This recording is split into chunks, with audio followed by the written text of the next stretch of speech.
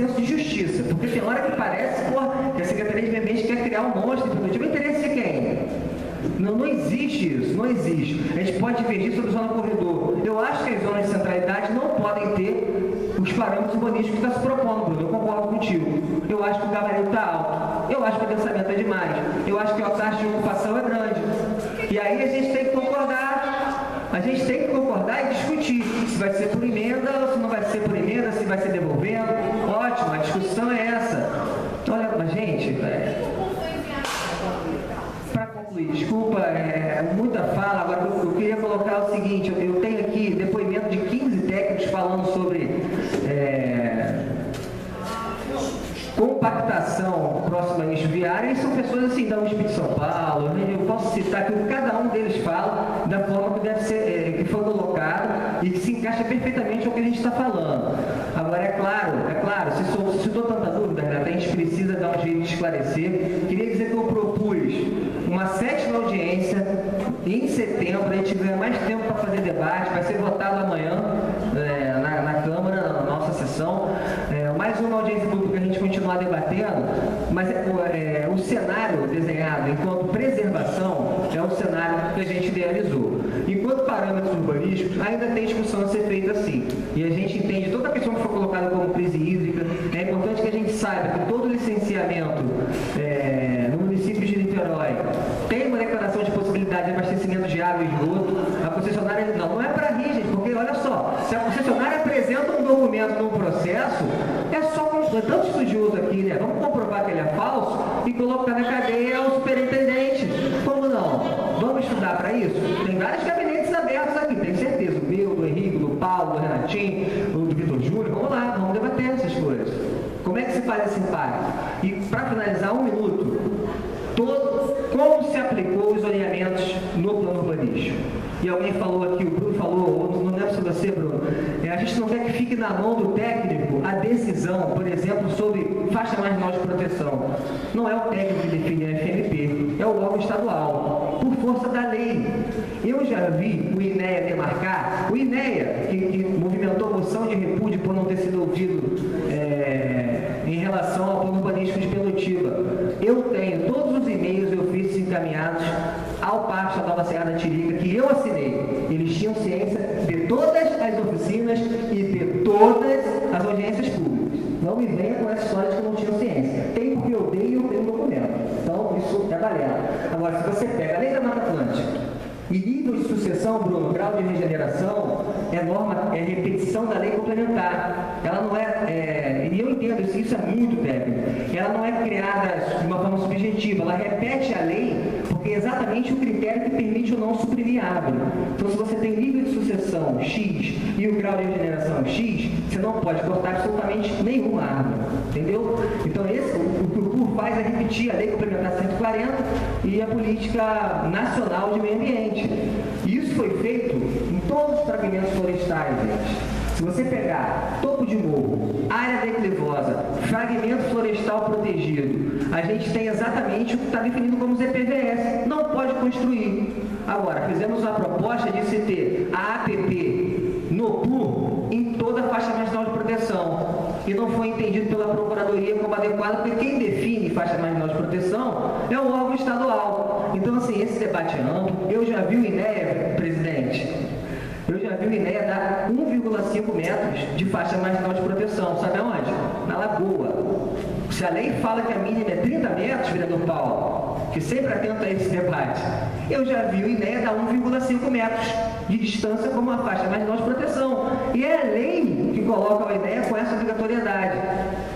Então não adianta a gente querer traçar coisas no plano municipal que não é competência nossa, porque a gente não pode fazer. E não adianta, se a gente está descontente que é a ideia, que é a fiscalização ambiental no município, que faça esse poder de polícia, a gente tem que mudar outras legislações, não o plano urbanístico e produtivo. Eu queria colocar à disposição, Bruno, de vocês todos, independente do obituário do meu nome, para a região de Pelotiba, para a gente debater aí questões mais técnicas, para ter ajuda no entendimento. Eu quero me colocar à disposição para isso. E para a gente tentar definir junto, de repente, como uma emenda só, os parâmetros que a gente quer e não quer. Boa noite, obrigado, escuta qualquer coisa. Obrigado, senhor. O próximo inscrito sou eu mesmo, depois final. O estacionamento fecha às 10?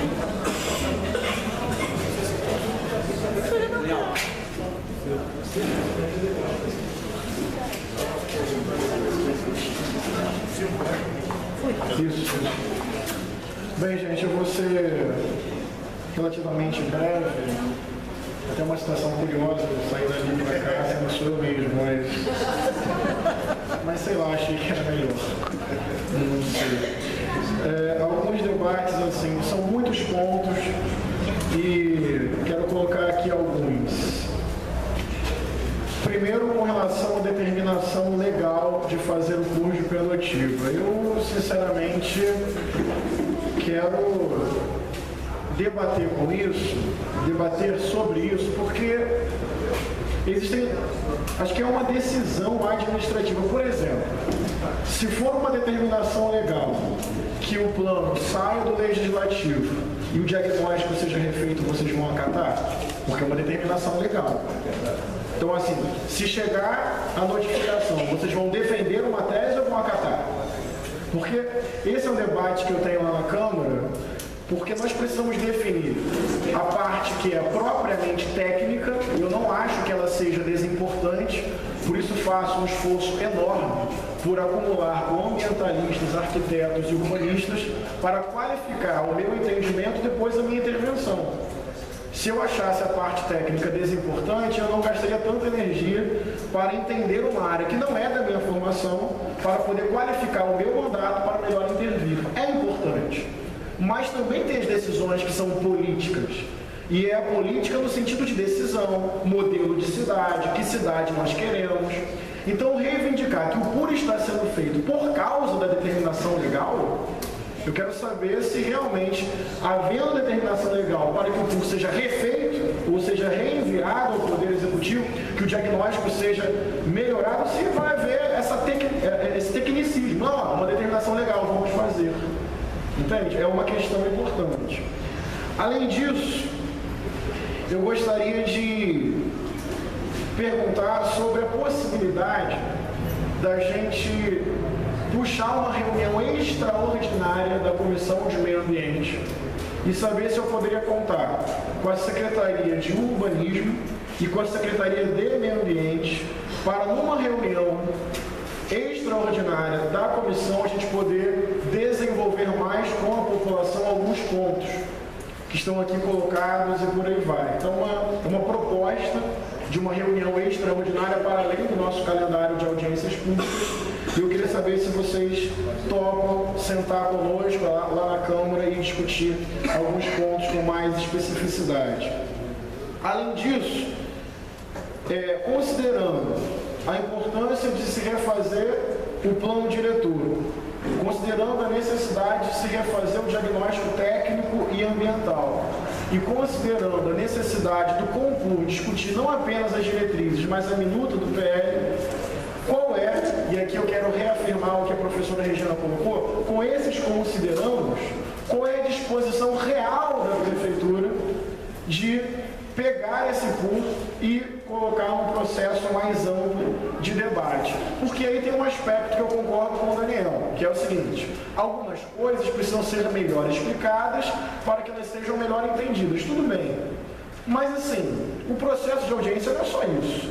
Por exemplo, o professor tem uma prova, o aluno tem dúvida, aula extra, viu, gente? Não, a gente continua com dúvida, aula extra, viu, gente? A gente não quer, porque talvez tenham questões que tenham que ser melhor explicadas para que sejam melhor entendidas. Mas assim, eu queria que vocês considerassem uma coisa.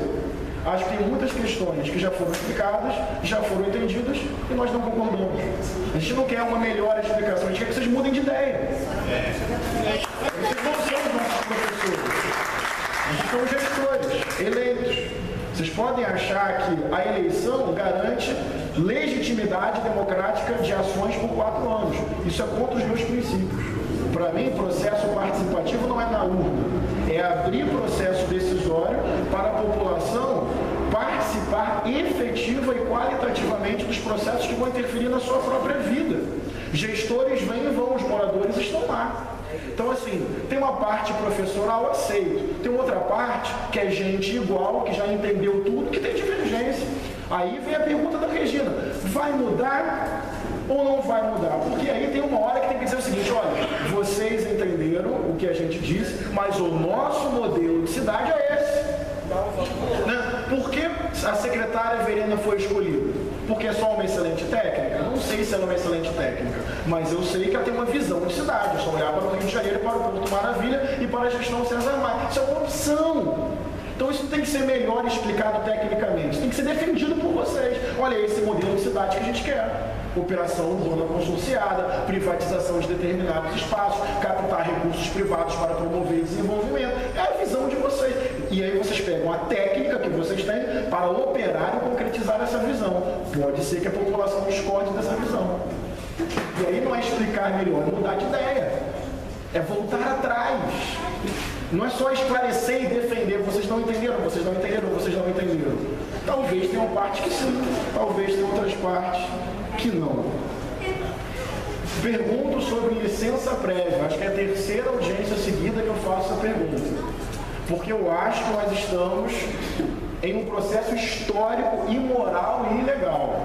E Caraí é o que é hoje porque o processo de licenciamento em Niterói é frágil e feito para dar errado. E tudo que a gente não quer é que Pendotiba se transforme naquilo que se tornou em Caraí, Jardim Caraí, que é uma invenção do mercado imobiliário, e Santa Rosa. Eu quero saber como está o trâmite do processo de licenciamento em Niterói. Eu participei de uma reunião do Coman em que Daniel Martins, como secretário, tomou uma iniciativa que eu concordei muito. Ele apresentou uma minuta para o Coman, que eu votei favoravelmente, para regular e readequar o processo de licenciamento em Niterói para que a licença prévia passasse para a Secretaria de Meio Ambiente. A informação que eu tenho, posso estar enganado, que até hoje isso não foi corrigido. Paulo, eu acho isso gravíssimo. Isso quer dizer que tudo que aconteceu nos últimos anos em processo de licenciamento estava baseado em uma premissa falsa que desconsiderou critérios ambientais e que tem a ver com essa cidade boa para o mercado e ruim para quem mora nela. Aliás, essa é uma outra pergunta política. E política com P maiúsculo, entende? Eu tenho uma pergunta que me veio aqui no meio da audiência, fiquei refletindo. Por que as construtoras não estão reclamando do fundo de Pendotiba? Eu tenho essa pergunta.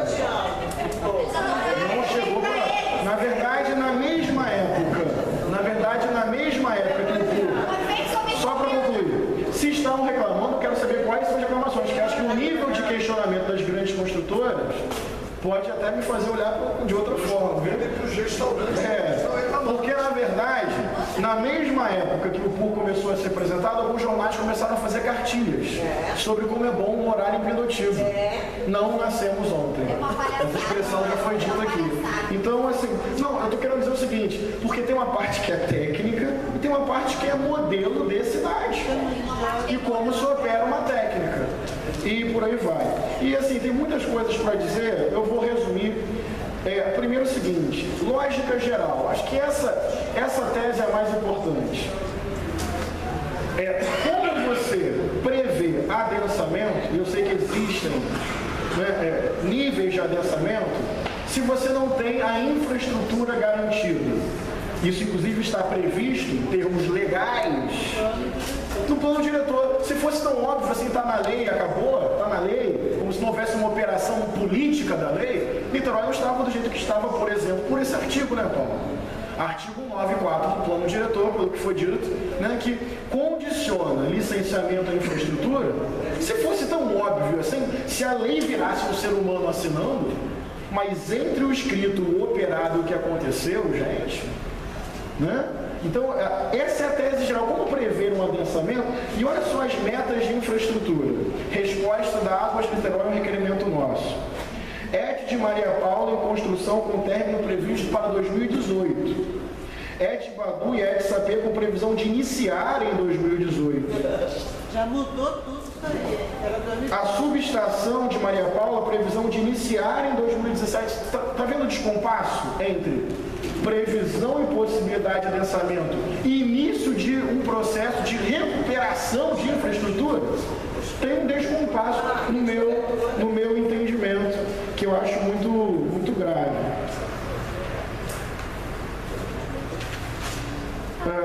tem mais alguns pontos, mas na esperança de que teremos uma reunião extraordinária da Secretaria de Meio Ambiente, eu vou até dar um pulo. Qual plano de mobilidade está sendo adotado? Essa é uma angústia profunda.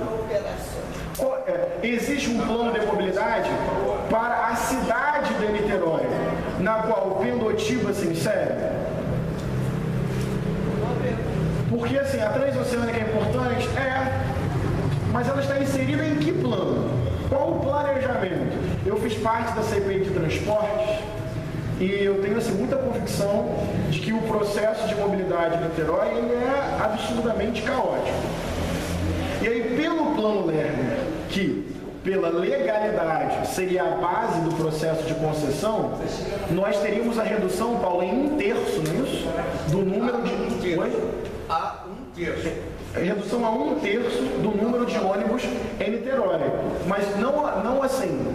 Isso seria a consequência de uma dinamização da mobilidade, com os terminais de integração, com as linhas de entroncamento, com as linhas de integração. Ou seja, você racionalizando as linhas por meio dos terminais de integração, conseguiria diminuir a quantidade de ônibus, levando a mesma quantidade de pessoas e abrindo espaço na via, por exemplo, para um ciclista não morrer atropelado quase que sistemicamente na cidade. O que eu quero dizer é que qual é o plano de mobilidade? Que embasa um olhar para a cidade no qual o Pendotiba estaria inserido. É uma questão que eu considero super importante. E por fim, a questão dos parâmetros urbanísticos, não dá para aceitar essa quantidade de gabarito nessas áreas estruturantes, nessas zonas de estruturação urbana, pelos motivos de infraestrutura. E quero lembrar, por último, dos mais pobres mesmo, daqueles que lutam para ter uma casa e para ter um lar. Quando eu falo casa, eu estou falando de uma dimensão física, o teto, o que não é detalhe. Porque como é bom ter um teto fisicamente falando, né? Você se protege do sol, você se protege da chuva, do vento, você bota um sofá, assiste uma televisão, bota uma mesa e se reúne com a sua família. Teto não é detalhe. Mas quando eu falo em lar, para além da dimensão física, é a dimensão subjetiva, afetiva, emocional, de um lugar em que você vive, convive, estabelece relações familiares e tem ali um sabor, um prazer de morar. Niterói é a cidade em que 86 mil pessoas não têm condições mínimas de habitabilidade. Essa ferida está aberta, sangra muito. É gente que não tem condição a um direito à moradia. E aí, identificação específica das EIs, de áreas vazias e de áreas ocupadas, isso é fundamental. Porque, assim, não podemos esquecer daqueles que lutam para ter as condições mais básicas de sobrevivência e de dignidade. A pergunta do Ronald me tocou profundamente. Pendotiba para quem? São só algumas considerações. Vocês já sabem que estamos fraternal e respeitosamente de lados muito opostos, mas espero que vocês tenham sensibilidade de não só nos explicar, mas ter a coragem de mudar de ideia e deixar o povo não ser espectador do que vocês já decidiram, mas participante do que eles mesmos podem e querem decidir, porque massa de manobra ninguém mais quer ser.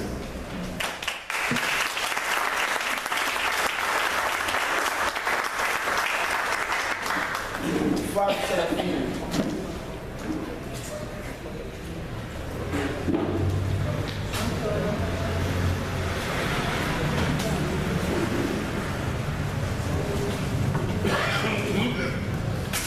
Boa noite a todos e todas.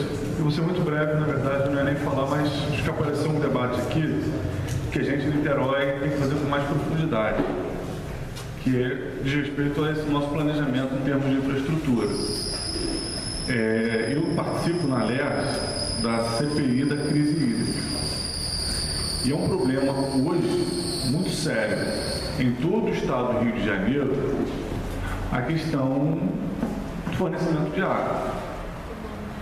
Toda a região alimentada pelo Rio Paraíba do Sul está tendo problemas com a diminuição da vazão.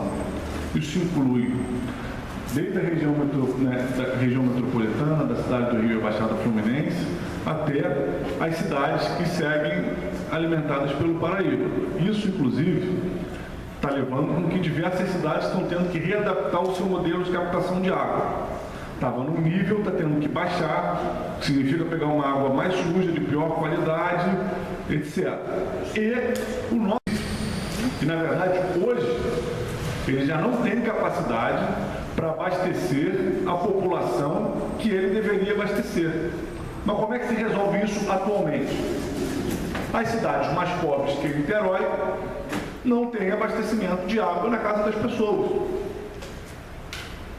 São Gonçalo, por exemplo, tem um índice, né, de abastecimento de água bastante baixo se comparado a Niterói. Então, a gente ter, nesse momento, onde a gente vive um colapso hídrico, qualquer proposta de desenvolvimento urbano que aposte uma perspectiva de adensamento, sem ter, de fato, garantia de que vamos avançar na questão da infraestrutura, é temerário. Há uma série de questões aqui que estão sendo colocadas que a gente tem que amadurecer e que foi debatido aqui antes da minha presença, que eu não vou ser repetitivo para entrar. Mas a questão da água é um problema que a gente vai ter que discutir em Niterói. Inclusive, a expectativa de resolução desse problema estava relacionada a uma barragem extremamente controversa, do ponto de vista dos seus impactos ambientais, dos seus impactos sociais e da sua eficácia. Na última reunião do Conselho Estadual do Meio Ambiente, foi aprovado o estudo de uma alternativa, que o governo do estado estava fazendo o quê? Pegou uma proposta e estava tocando e já queria construir. Quando a gente sabe que obras desse porte, dessa envergadura, você tem que ter um estudo de alternativas, isso estava previsto. Então, o que eu queria colocar é essa questão. A gente tem que discutir com muito mais profundidade na cidade de Niterói qualquer proposta de adensamento. É óbvio que a gente sabe que o nosso abastecimento ele vai continuar sendo um abastecimento de água dependente do que a gente recebe de fontes externas. Mas me parece que cada vez mais no Rio de Janeiro a gente tem que discutir do ponto de vista da complementaridade a preservação de fontes de água, a preservação, o desenvolvimento de mecanismos de reuso, etc.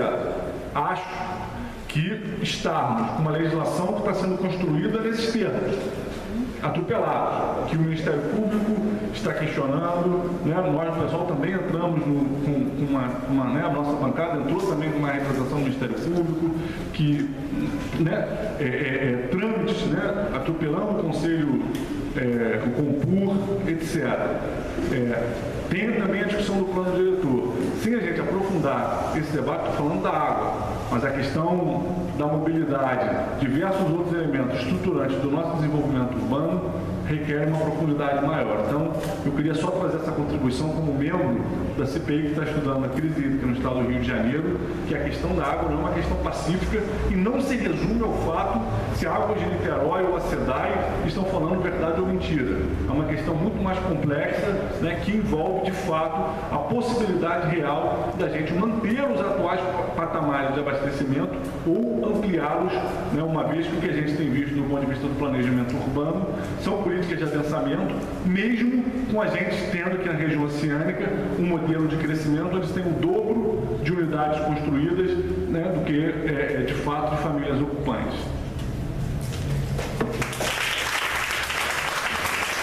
Bem, nós vamos voltar aqui para a mesa. Qual sequência vocês querem fazer? Renato? Então, o Thiago vai começar agora e vamos para o final 10 da audiência. Em relação à questão da água, eu vou corroborar o que o vereador Daniel falou. Nós, lá na Secretaria, nós não liberamos nenhum processo de licença de instalação sem a declaração da possibilidade de água. Então, eu não posso discutir um documento que é válido, está no processo e não tem como discutir um processo, uma declaração dada pela concessionária. Eu não vejo problema nenhum, vereador, em relação à reunião. a secretaria está à disposição, a gente marca, eu levo os meus técnicos lá, nós nos reunimos. Outra coisa que eu queria esclarecer em relação à licença prévia, todos os critérios que foram discutidos e aprovados na licença prévia são observados hoje no licenciamento da licença de instalação. A licença prévia, ela é um momento anterior à licença de instalação. O vereador Daniel Marques, enquanto secretário, fez esse processo, eu estou querendo dar continuidade a ele, vou concluir, eu sei que eu vou concluir e vou dar a resposta para a comissão e para a sociedade quanto a essa questão da licença prévia. Obrigado. Concluindo, também, nobre vereador Henrique, como subsecretário, a professora Regina está aqui de testemunha, estou aberto a proposta de uma audiência extra. Contudo, diferentemente do secretário ao meu lado, eu tenho o meu limite de decisão. Então, eu estou aberto, entendo aqui, não tenho nenhuma... Posso estar presente sem nenhum problema.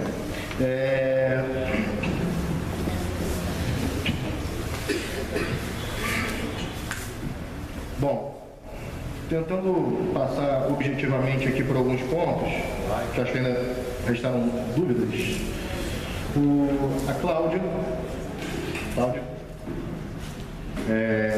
levantou aqui 3 questões muito pertinentes aqui para a gente debater, que também foi colocada pelo deputado, pelo vereador Henrique Vieira, sobre a infraestrutura, sobre capacidade de suporte. No final das contas, todo mundo fala, resumindo, capacidade de suporte. Como se prevê cotas de densidade, como encara aí no Largo da Batalha, em 2% do território, com o nível de infraestrutura que existe hoje. O que acontece? Quando a gente propõe essa compactação da cidade, e que é preconizada hoje internacionalmente, além de retirar a pressão das áreas verdes, o que está fundamentalmente ligado a esse conceito é a otimização da infraestrutura. É muito mais fácil, com 1 quilômetro de rede, abastecer 1000 famílias do que 10 famílias. Sai muito mais barato per capita o investimento público em infraestrutura quando você tem uma malha mais compacta.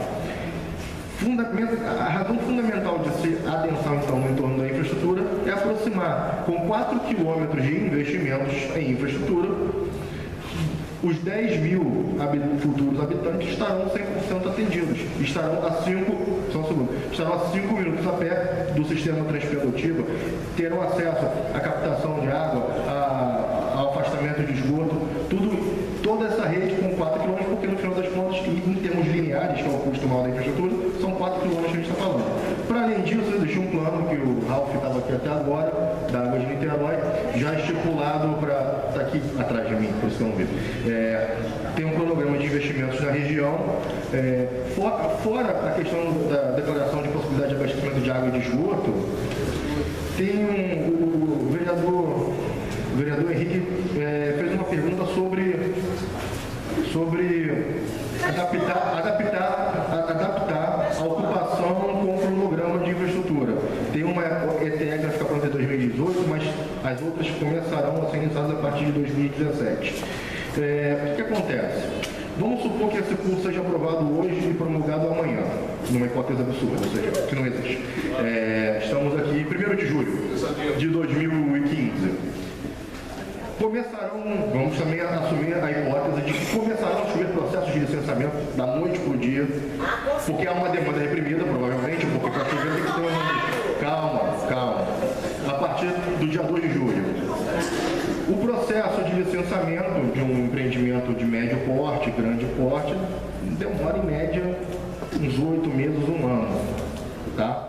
Então a gente está falando aí de obtenção de licença. Tudo estiver rigorosamente perfeito, correto, a partir de julho do ano que vem. Esses empreendimentos demoram 3 anos para ficar prontos. Então a gente está falando de daqui 4 anos.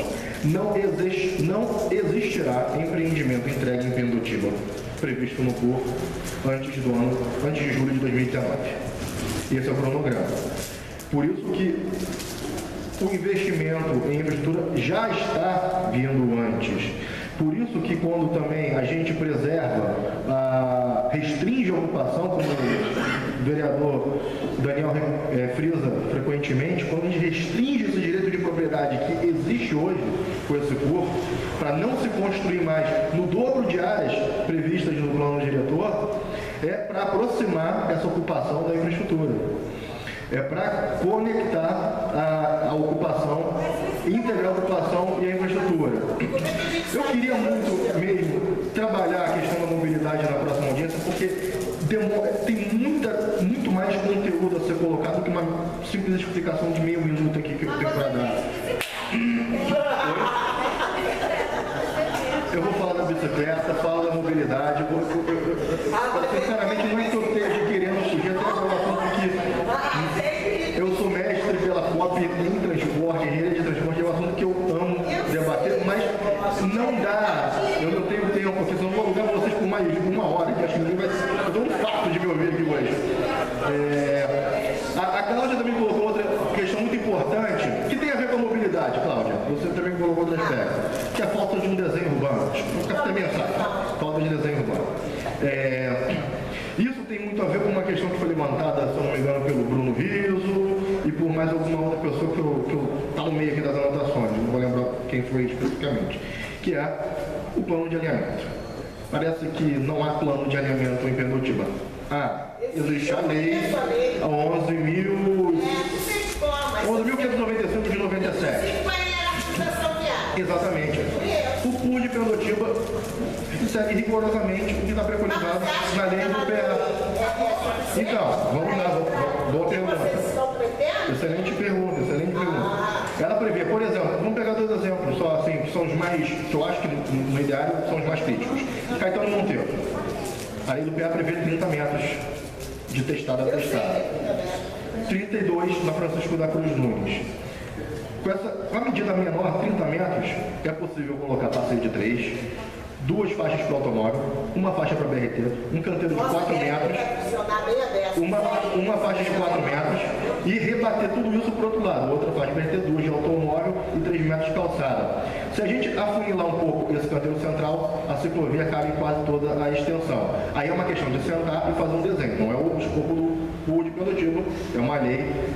Aí é uma questão de resolver em desenho como é que encaixa a ciclovia, hora com mais canteiro, hora com menos canteiro. Mas em 30 metros cabe. Com 32 da Francisco da Cruz Nunes, cabe ainda sobra 2 metros de folga. Onde? Na Francisco da Cruz Nunes? Cabe porque essa Francisco da Cruz Nunes de 32 metros de largura é a mesma onde a Prefeitura está começando a implantar agora, no mês de julho, a Transoceânica, com ciclovia, com BRT, com faixa para transporte individual motorizado, ninguém vai ser penalizado, vai ter a liberdade, o direito de ir e vir para o automóvel preservado e passeios. Tá? Isso tudo está dentro desse alinhamento de 32 metros. O PUR de Pindotiba amplia esse passeio. E aí o Bruno também trouxe aqui a proposta de que a gente está misturando afastamento com recuo. Não estamos, porque a lei do PA define quais são os recuos. Os afastamentos são 7 nesses eixos estruturadores todos. O PUR de Pindotiba traz um incentivo na forma de desconto em outorga onerosa para quem integrar o passeio de 3 metros ao afastamento de 7. Ou seja, além de tudo, de ciclovias, pistas para automóvel, para ônibus, estação, ainda tem desconto na outorga onerosa que ampliar de 3 para 10 metros o passeio a pé. Tá certo? Com isso a gente vai conquistando o espaço público necessário, não só para se deslocar, mas também para tornar esses espaços públicos usáveis, né? Vibrantes, com vida. Não adianta também prever áreas que não vão ser apropriadas pela população. Alguém também, 2 pessoas também trouxeram uma proposta de,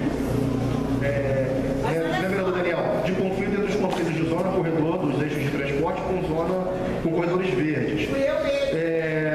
Também mais outras pessoas trouxeram. O que isso propõe? Que nesse afastamento de 7 metros a ser integrado ao passeio, vai ser feito um projeto de arborização que trate isso como um corredor verde. Pelo amor de Deus. Mas é com paisagismo. É com projeto de arborização. É com projeto de arborização que se definem essas coisas. Aí, voltando, vereador Henrique, acho que você também chamou atenção para a questão do Largo da Batalha, da conectividade, você mencionou isso. Isso também tem a ver com o desenho urbano, que a Cláudia falou ali, e eu acho que uma questão que acho que está gerando alguma dúvida.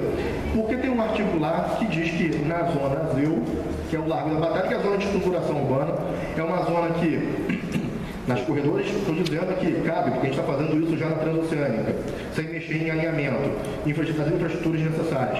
O Largo da Batalha não, ele precisa sim de conectividade, ele precisa de criação de outros espaços. Para isso é preciso um projeto urbano, uma planta. Cadê o projeto urbano? Esse projeto, que é o projeto de alinhamento, tem que ser feito... Mas tem que ser feito agora, porque tem muitas zonas de especial interesse social localizadas. Vou fazer o seguinte, eu vou levar a proposta de que esse desenho urbano, e aí também foge um pouco da capacidade nem de decisão, de viabilidade de apresentar um plano no período de um mês para a próxima audiência pública, mas eu vou levar essa proposta para a secretária, que a gente se esforça agora nesse interstício aí das audiências, no Largo da Batalha, para que a gente consiga trazer esse plano, então, à discussão já nas próximas audiências públicas. Mas conectado com o plano de mobilidade. Conectado com o plano de mobilidade. Todas as propostas devem ser conectadas com todos os planos. Eu peço realmente para aprofundar a questão de mobilidade na próxima audiência temática.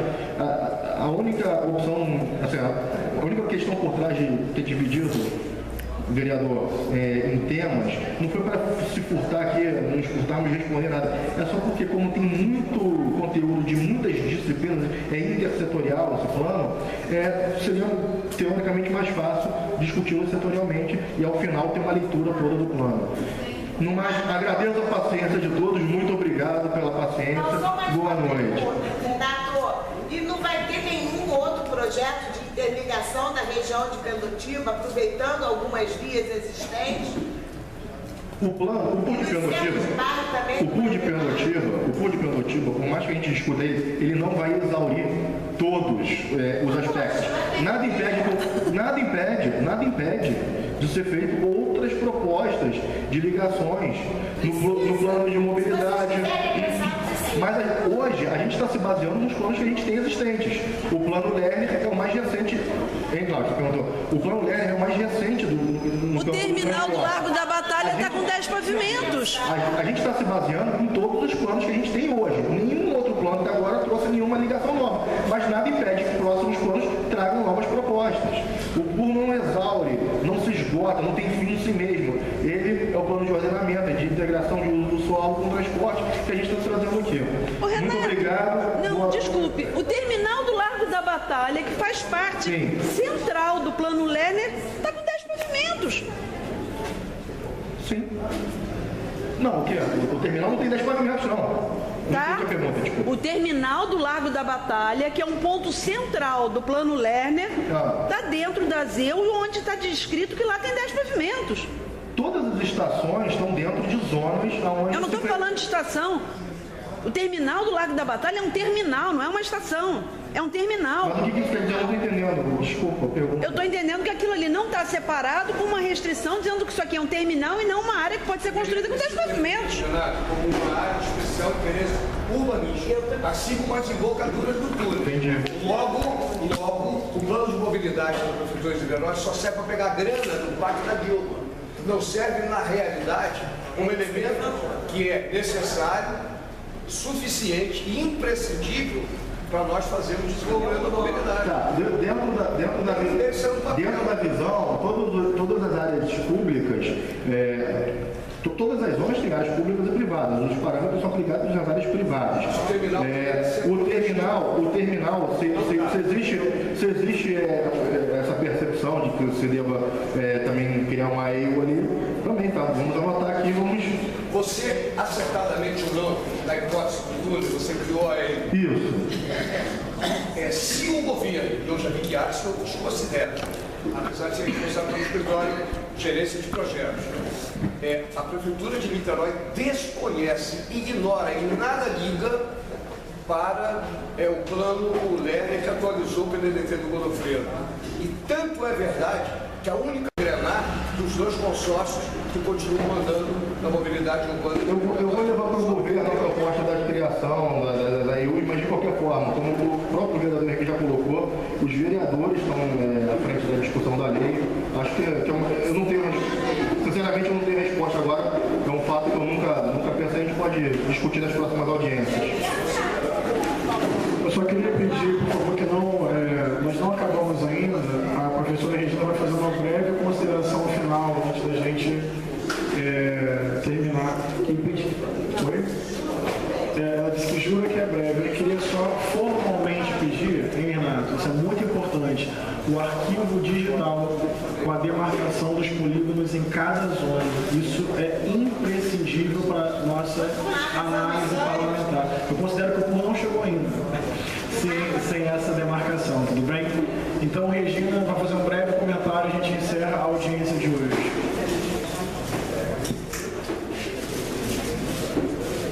Bom, só um último comentário sobre a questão da água e o adensamento. Nós reconhecemos todos, arquitetos e urbanistas, que uma cidade compacta, as redes saem, você economiza recursos com redes. Mas temos que reconhecer que o nosso problema aqui não é instalação nem preço de rede, é manancial. E não é a Águas de Niterói que vai dizer se tem água ou não, até porque a Águas de Niterói apenas distribui a água que a SEDAI fornece. Então, vende. É ali naquele âmbito que tem que ser discutido e a gente tem que buscar informação. Eu queria primeiro também informar que semana que vem a gente deve estar fazendo um debate, já vou deixar o convite antecipado, na arquitetura da UF, como parte do nosso calendário de greve. É uma promoção do NEPU junto com o IAB Niterói. E queria deixar a minha proposta para a gente, na próxima audiência pública, começar a ler a lei. Eu acho que a gente tem que começar a ler a lei. Eu sei que é chato, muito chato, mas eu acho que é a melhor forma, e nós fizemos isso no concurso com relação às diretrizes e deu muito certo. Vai se lendo, vai se destacando, se discute e se decide. E aí fica na mão dos vereadores, da Câmara e do Executivo acatar ou não o que estivermos decidindo. Eu acho que essa é uma forma da gente encaminhar. Você não falou um dia, nem horário, porque ainda não temos.